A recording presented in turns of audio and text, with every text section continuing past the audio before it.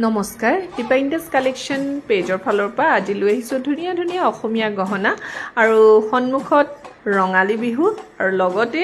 বিয়াৰ বতৰ গতিকে অসমীয়া গহনা এপদ আমাৰ কাৰণে খুবেই প্ৰয়োজনীয় নহয়নে আৰু মই আপোনালোকলৈ লৈ আহিছোঁ এতিয়া বহাগ বিহু উপলক্ষে অফাৰ প্ৰাইজত গহনা আৰু এই থুৰিয়া সেটটো দেখুৱাই আছোঁ যে ডাবল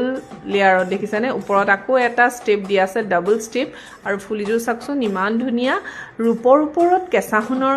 গহনা হয় এইবোৰ আৰু আপোনালোকে থুৰিয়া সেটটো ল'ব পাৰিব মাত্ৰ ৩,৮০০ টকা